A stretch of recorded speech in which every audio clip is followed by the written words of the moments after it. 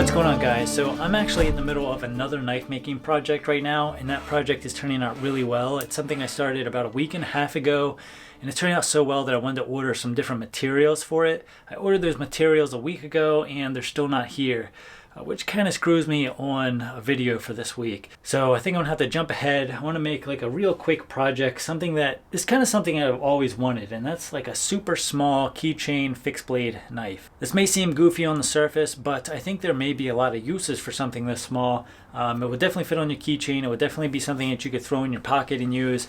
Another area where this might be useful is I know a lot of long distance backpackers carry just like single razor blades as their only cutting tool. So this may end up being kind of a substitute for that. Just something to kind of experiment with. So I think I'll start tracing this on the steel and stop yapping.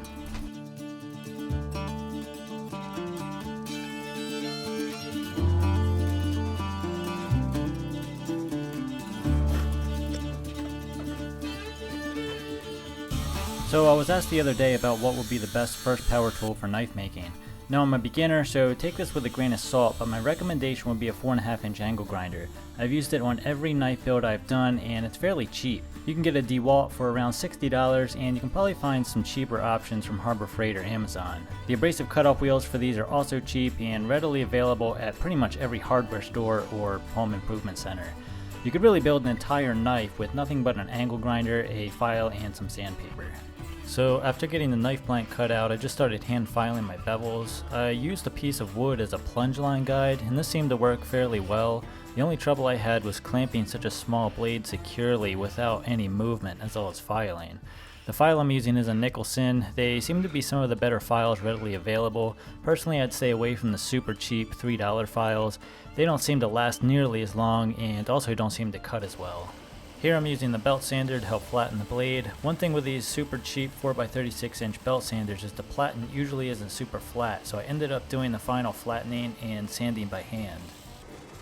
After roughly flattening the blade, I drilled some holes in the handle. These are mainly for looks as I'm not putting any scales on this knife. I guess the holes would also be useful for a lanyard if that's your thing.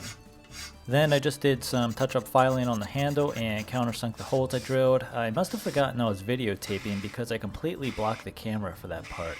Then I just started sanding with 220 grit, and I really like the finish it left, but for some reason I just kept on sanding. Holding onto a blade this small proved to be quite challenging, so I ended up wrapping a magnet in blue tape and used that as sort of a detachable handle, and it seemed to work quite well. So this is after 220 grit, and I really like the finish it left, but again, for some reason, I just kept on sanding. Alright guys, it's the next day. I was up late last night sanding this thing. I took it to 600 grit on sandpaper, and quite honestly, I'm not a huge fan of the look of this. I think I'd rather see like a acid etch stone wash finish, but right now I'm just going to leave it. Now it's time for the heat treating process, and hopefully I don't screw it up. Oh, I don't know if I like this. I gotta preheat the oil somehow. I don't want to let go of this thing. Alright, I should be able to do this with one torch. We're going to try anyway. Got my magnet, got my blade. I just used an MSR Pocket Rocket camp stove and just a basic plumbing blowtorch from Home Depot to heat the blade. My target temperature is about 1475 to 1500 degrees Fahrenheit. I just used a magnet to check the temperature as the steel becomes non-magnetic at around 1420 degrees Fahrenheit. So once it becomes non-magnetic, I added about 15 seconds of extra heat and then quenched.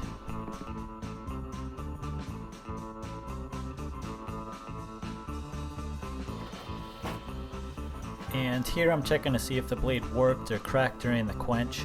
If any warps had formed, now is the time to straighten them before the blade cools off all the way. Okay, so I'm going to take this right up to my oven at the house, and I'm going to put this right on the oven center rack, tempered at 400 for about 2 hours, and then I will be back. Alright guys, we're back. I did 2 temper cycles at an hour, a little over an hour each, and that should be okay. This is a really small blade, obviously. So I think now I'm going to start working on the bevels and trying to decide what I'm going to do with the finish. So I started working the bevels at 120 grit and progressed up to 600 grit. The sandpaper I'm using is 3M brand, bought at Home Depot, and it's not very good.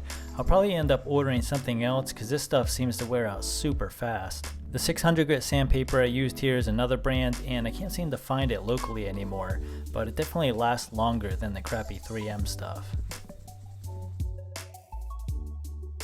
And after getting the bevels where I wanted them, I just sanded every nook and cranny with a 600 grit paper. Again, I'm not a huge fan of this finish, but for now it'll have to do. For sharpening, I continued where I left off with the 600 grit sandpaper, and then went to 1500 grit sandpaper, and finally to an 8000 grit Norton stone.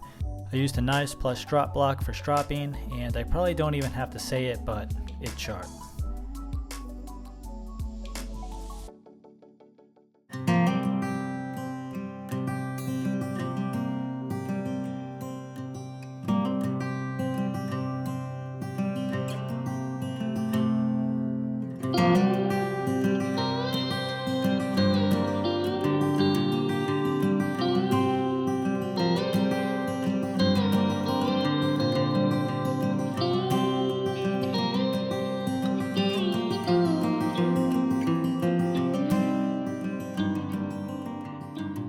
And here's the finished piece. This project took me longer than I thought it would, but I think it turned out really well.